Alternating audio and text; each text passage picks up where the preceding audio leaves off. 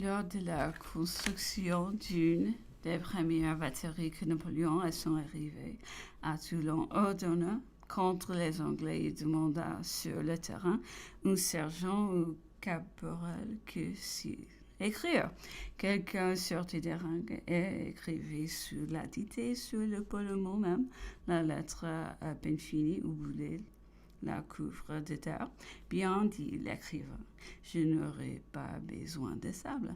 Cette plaisanterie, le calme avec lequel elle fut dite, fixa l'attention de Napoléon et fit la fortune du sergent. C'était Junot, depuis duc de Brantès, colonel général des hussards, commandant en Portugal, gouverneur général en Italie, où il donna des signes d'une démence qui ne fit que s'accroître pendant son retour en France, durant laquelle s'était mutilé lui-même d'une manière horrible. Il perdit bientôt victime de ceux qui avaient altéré sa santé et sa raison. Napoléon, devenu général d'artillerie, commandant cette armée à l'armée d'Italie, il porte supériorité à l'influence qu'il avait acquise rapidement devant Toulon. Toutefois, ce ne fut pas dans quelque traverse, ni même sans quelque danger. Il fut mis en arrestation à Nice quelques instants pour les représentants la porte devant laquelle il ne voulait pas plier. Un autre représentant, dans une autre circonstance, les mit hors la loi parce qu'il ne voulait pas le laisser disposer de tous ses chevaux d'artillerie pour courir la poste.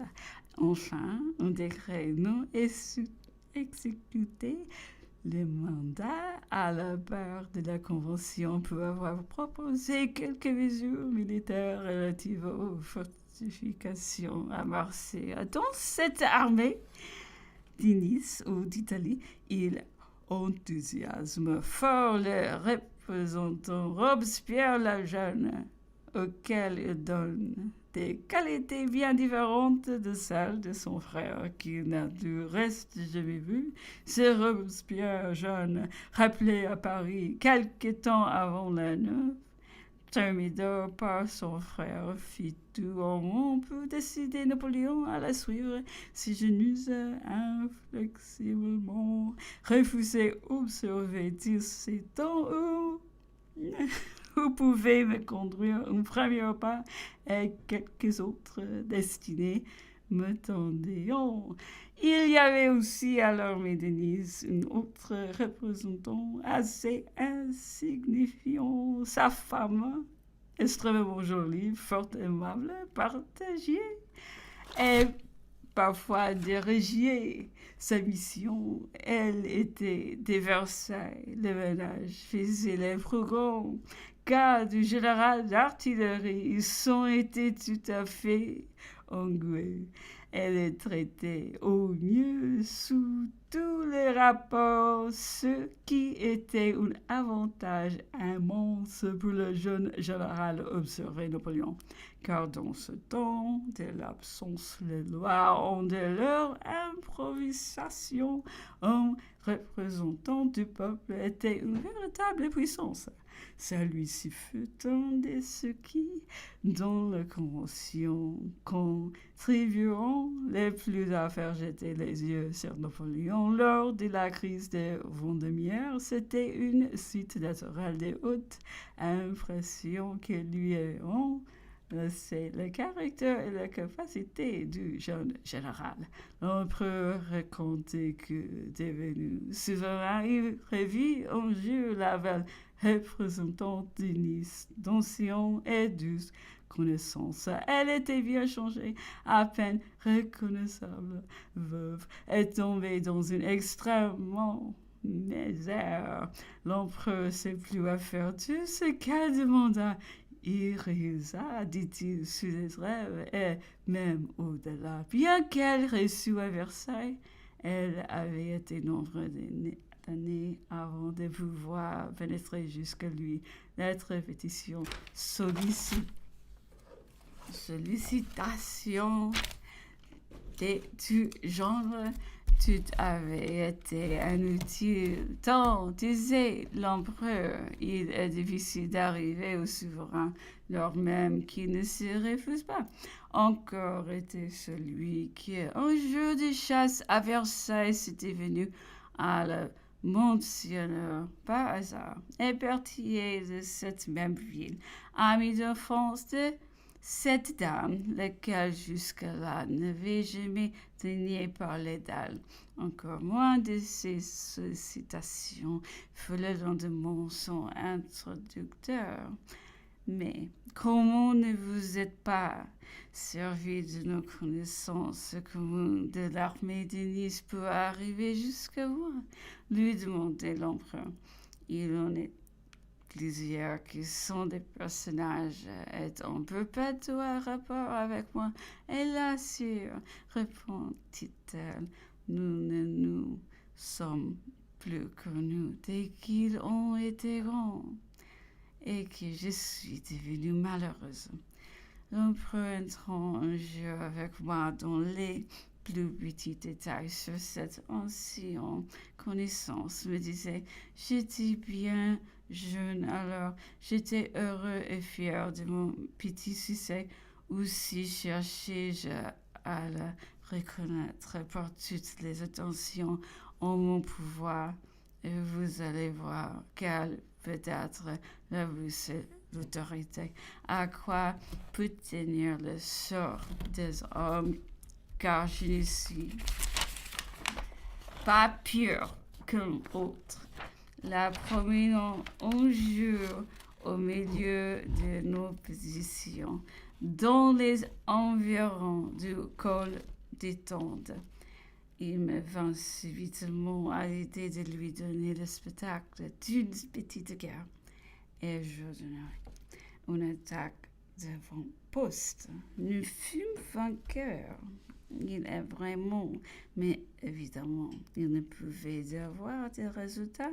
L'attaque était une pure fantaisie, emportant quelques hommes et restant aussi plus tard. Toutes les fois que des souvenirs m'ont est revenu à l'esprit, je me suis fait reprocher. Les événements déterminateurs ayant amené au changement dans les comités de la Convention Aubry, ancien capitaine d'artillerie, se trouva diriger celui de la guerre et fit un nouveau tableau de l'armée. Il ne s'y oubliait pas s'il suffit général d'artillerie et favorisa plusieurs de ses anciens camarades au détriment de la queue des corps qui réforma Napoléon, qui avait à peine 25 ans, devint alors général d'infanterie et fut désigné pour le service de la Vendée. Cette circonstance fit quitter l'armée d'Italie pour aller réclamer avec chaleur contre un pareil changement qui ne lui convenait aucun rapport, trouvant l'Aubry inflexible et s'irritant de ses justes réclamations. Il donna cette mission, on verra dans la relation des campagnes d'Italie, comment il ne tarda pas à être employé de nouveau au comité topographique où se préparaient le mouvement des armées et les plans de campagne. C'est là où vint le prendre le 13 Vendémiaire. Les réclamations auprès d'Aubry feront une véritable scène. Il insistait avec force parce qu'il avait de fait part devers lui.